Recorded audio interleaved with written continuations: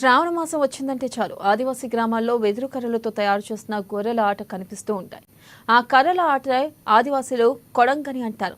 కొమరంభీం ఆసిఫాబాద్ జిల్లా ఏజెన్సీ మండలాలైన జైనూర్, సిర్పూర్, లింగాపూర్ శ్రావణ మాసంలో ఈ పండుగను జరుపుకుంటారు. ఇక కొడంగనే కర్రలాటను ఆదివాసీలు తాత ముత్తాతల నుంచి వచ్చినటువంటి ఆచారం అని చెబుతున్నారు. ఆదివాసీలు శ్రావణ మాసంలో వెదురు బొంగుతో తయారు చేసిన కర్రల గుర్రాలను ఒక నేలంతా ఒక పండుగ వాతావరణంగా జరుపుకుంటారు. ఇక ఈ కర్రల గుర్రాల్లో కేవలం మగవాళ్లే ఈ ఆటను పోలాల అమావాస్య వరకు ఆడుతూ ఉంటారు. చివరిగా బేట్కా రోజున పొద్దున అందరూ ఏకమై ఊరి పులిమేరలో ఒక చెట్టు కింద గుర్రాలను ఉంచి అక్కడ వాటికి నైవేద్యం సమర్పిస్తారు. ఇక నైవేద్యాన్ని తమ ఆచరించిన తర్వాత చెట్ల ఆకులు, చెట్ల పూలు, టేకు చెట్ల పూలు, ఇతర మొక్కలు తీసుకుని వచ్చి ఇంట్లో పెడతారు.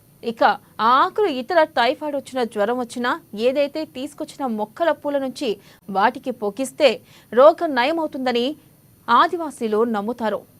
అందరూ కలిసి అక్కడ ఓకే మేము ఇప్పుడు జామరావస్ అని ఉంటది, దాంట్లో మన కోయలు అంటారు, కోడంగా అంటారు, కటువలు. అవి కోడలు తీసుకొస్తాం జామరావస్ లో.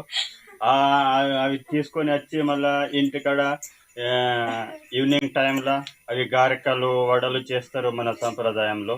అవి పూజిస్తాం, దానికి నివేదన పెడతాము, భోగాని. అది పెట్టినాక మళ్ళీ ఒక నెల ఏమో మేము నడుపుకుంటూ అదే పిల్లలు ఆడుకుంటారు. ఆడుకున్నాక మళ్ళీ కూడా అమావాస్యకి మన జాగయ్య మాతరి అని ఒక బడగ అంటారు, దానికేమో మళ్ళీ శివ అనే ఉంటుంది. మన ఊరు బయట శివ అనే ఉంటుంది. అక్కడ పోయి మళ్ళీ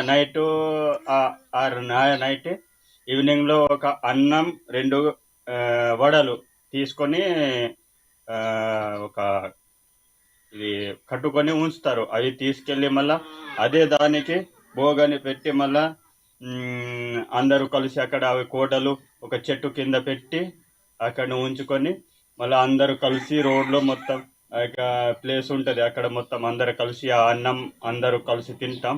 మళ్ళీ వచ్చేటప్పుడేమో ఇక జడిబూటీలు ఎవరికైనా ఆ రోజు మంచిగా ఉంటుందని ఒక వేరే ఇక రకరకాల